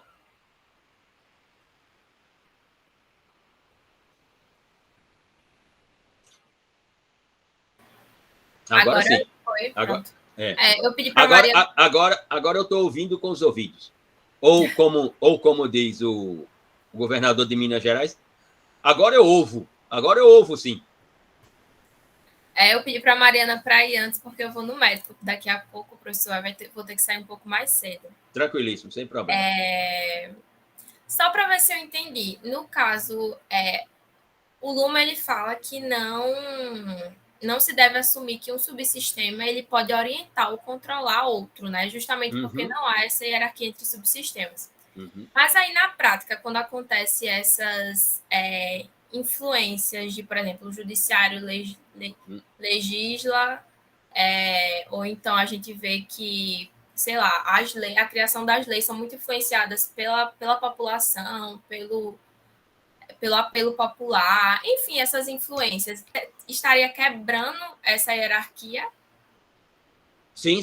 Seria isso? Não, estaria quebrando, veja, estaria rompendo com a ideia de diferenciação, que é a ideia da própria modernidade. Eu vou dar um exemplo aqui do que é que... Primeiro ponto, Samara, não se preocupe em entender o que Luhmann escreve. Procure refletir se os textos lhe provocam ideias. Porque se eles lhe provocarem ideias, a ideia é sua.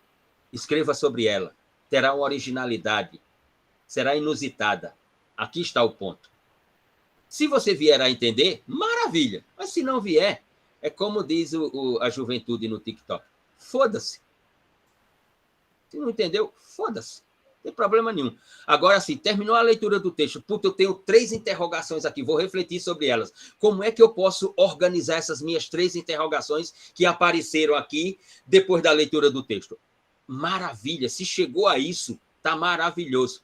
E a partir daí, vá jogando as suas ideias. E depois vá ampliando as suas fontes, ampliando os seus referenciais teóricos. E vá construindo os seus textos. Isso é o fundamental. Se chegar a entender, maravilha. Mas vamos lá. Por exemplo, no sistema parlamentarista na Europa, o governo é de direita, digamos. Aí o primeiro-ministro manda um projeto para o parlamento.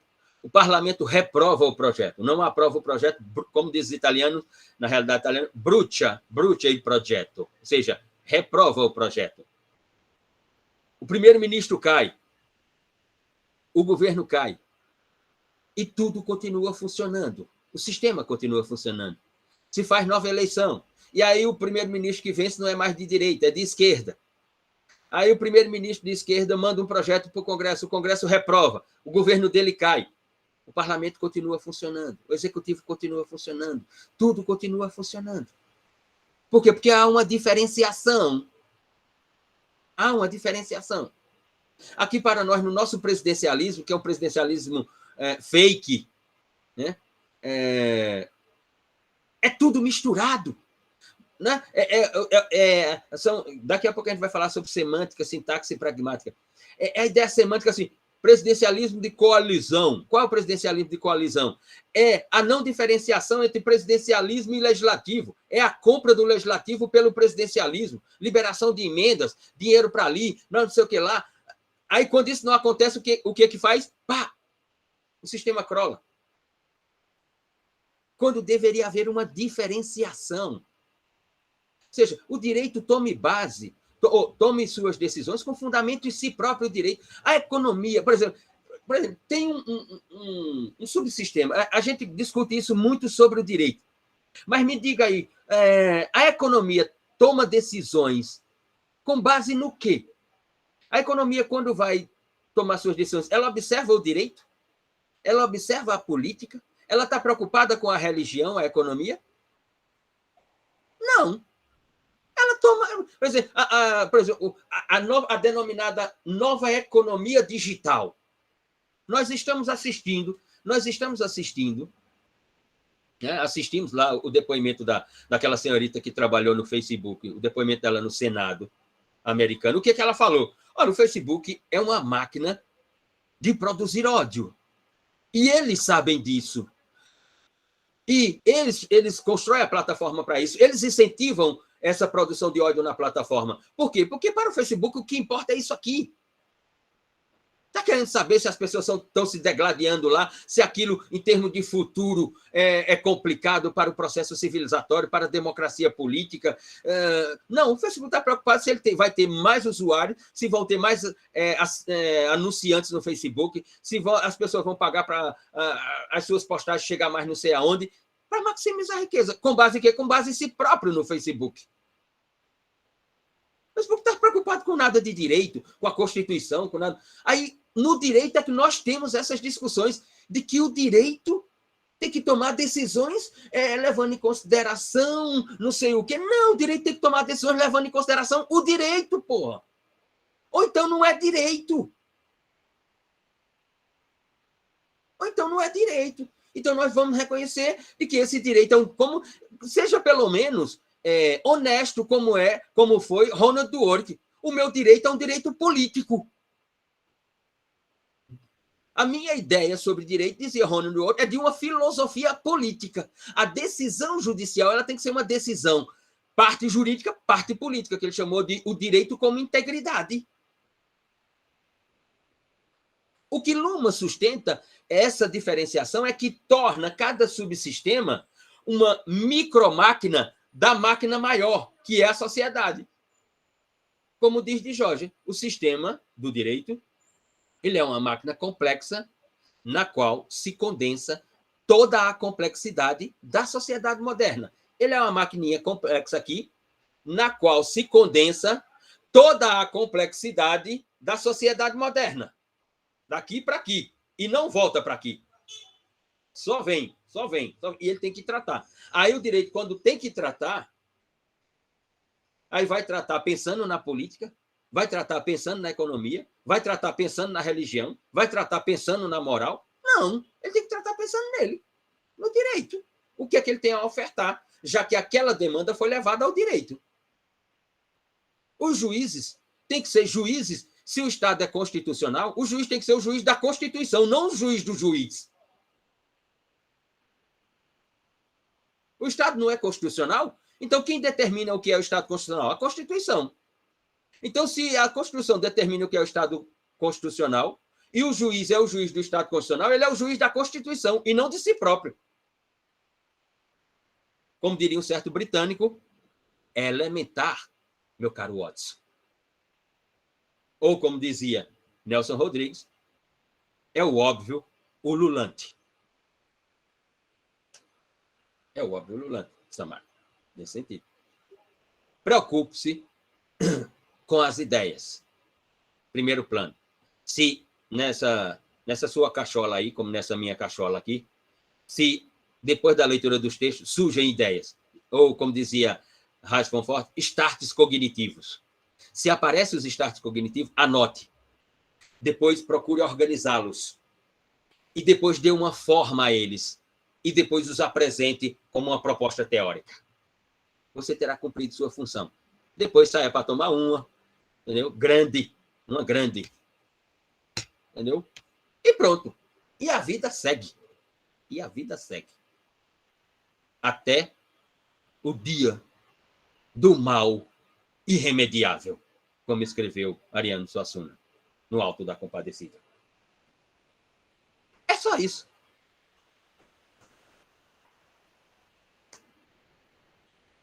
Não tem mais nada.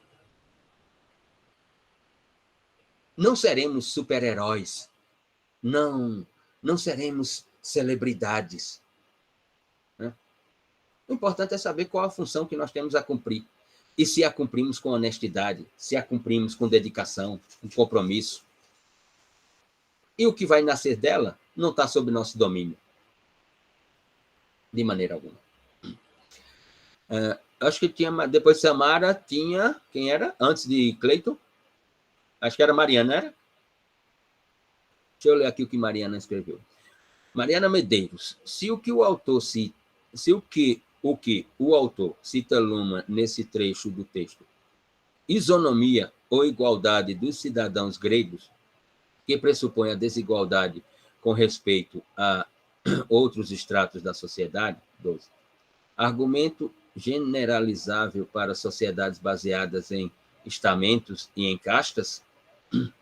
Pode explicar, Mariana? Pode abrir o microfone e falar. Não, confesso que não consegui. Não, professor, é que eu estava seguindo a linha de Natália, né? Quando ela estava falando nessa questão, citou o caso de Mariana Ferrer, né? Da questão dessa parte de como se basear, né, a Constituição na sociedade, 6 ciclos e a questão da hierarquia. Então, fiquei meio com essa dúvida. na questão de igualdade e desigualdade. Eu queria que o senhor pudesse explicar esse trecho aqui, que mais ou menos eu achei que tinha ligação. Eu só fiquei com essa dúvida. Veja, aquilo, Mariana, aquilo que está no caput da Constituição, igualdade, está lá, né? Todos são iguais perante a lei. O caput do artigo 5º, como princípio da igualdade, ele como diz de Jorge em outro texto, ele é uma caracterização que, primeiro, não deveria estar lá na Constituição, porque ele é uma caracterização de estrutura puramente formal e não material. E a Constituição não é um documento de formalidades, mas sim de materialidades. Porque a igualdade, ela é improvável. Não deveria ser todos são iguais perante a lei. Porque isso é irrealizável. Isso é irrealizável. Luciano, por que é irrealizável? Porque quando eu estou à luz de uma lide, de um processo, que o juiz tem que tomar uma decisão, que ele tem que observar que todos são iguais perante a lei, as condições dentro do processo não são as mesmas. Você pode ter condições financeiras para contratar um advogado que é extremamente influente nos bastidores dos tribunais, e eu ter que ser defendido por um defensor público, por não ter dinheiro. Se todos são iguais perante a lei, você pode dar uma olhada aí no site do CNJ, Conselho Nacional de Justiça, por que é que 40% da população carcerária brasileira está cumprindo pena sem ter uma decisão judicial condenatória? É porque ela tem condição de contratar um advogado que vai lá peticionar para o juiz para dizer, excelência, libere o meu cliente porque, segundo a Constituição, o artigo 5º, inciso 37, ele não pode cumprir pena porque não tem contra ele uma decisão transitada em julgado. Aliás, não tem nenhuma decisão de primeiro grau, excelência. Então, por que é que ele está preso? Ele tem que responder o processo, excelência, em liberdade. Por quê? Porque ele não tem passagem no sistema de justiça criminal, ele tem bons antecedentes, ele tem moradia, ele tem um emprego, ele tem não sei o quê, não sei o quê, não sei o quê, não sei o quê. Ele preenche todos os requisitos, excelência. Como diz os construtivistas, e também Rafael de Jorge, no seu texto de 2010, abre aspas, a igualdade é só uma parte, da qual a outra parte é a desigualdade. Deixa eu tentar fazer um exercício com você aqui, Mariana. Reflita sobre isso. Por que é que nós falamos em igualdade? Porque a ideia que nós temos não é de igualdade, mas sim de desigualdade. Qual é a estética que nós temos no dia a dia da vida, no cotidiano, na realidade social? Qual é a estética que nós temos? A realidade é a desigualdade, não da igualdade. Então, nós ficamos com o sonho da igualdade. Qual é a estética que nós temos sobre liberdade? É exatamente a da não liberdade. O pensamento conservador tentando limitar a liberdade. O moralismo tentando limitar a liberdade. Um país que tem 813 mil pessoas no cárcere. A ideia que nós temos não é de liberdade, é da não liberdade. Qual é a ideia que nós temos sobre a alimentação? É porque todos nós nos alimentamos ou porque nós temos a ideia de que milhões de pessoas nesse país não comem e por isso nós temos uma ideia sobre comer? Por que é que a ideia, essa palavra alimentação, ela foi parar no caput do artigo 6º da Constituição? É porque todos se alimentam nesse país ou porque chegou à conclusão de que a alimentação tinha que ser um direito fundamental social que todos têm que comer e nesse país tem milhões que não comem?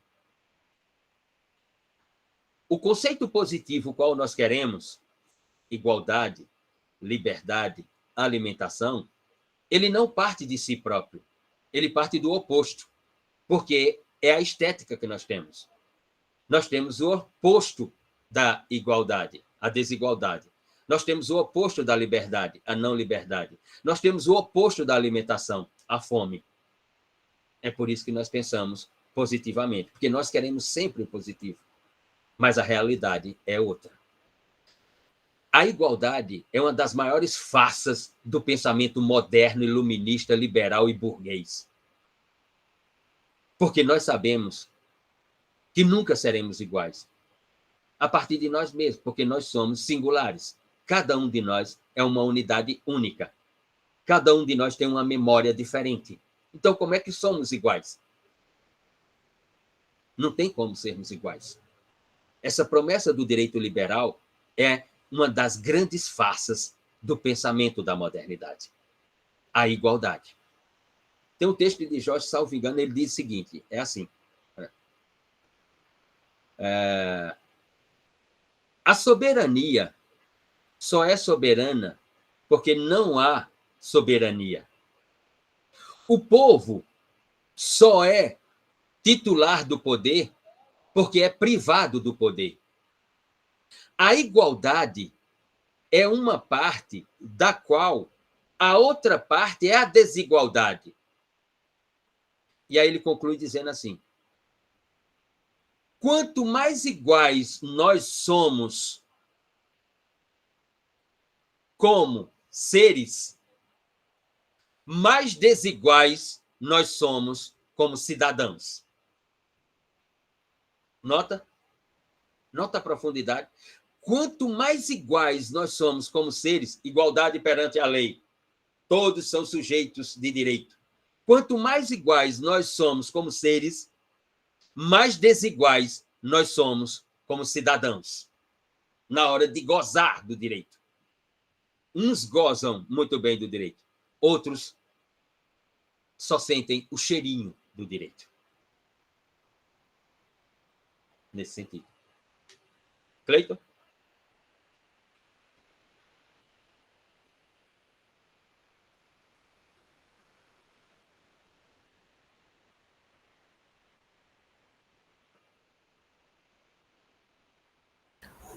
Tá sem som, Cleiton. Som? Perdão, desculpa. Eu baixei a mão e confundi. Só voltando um pouco para essa ideia do sistema presidencialismo de coalizão. Olha, só um instante, Cleiton. Como você falou, perdão. Olha que nessas minhas férias assisti 2 missas com a minha mãe.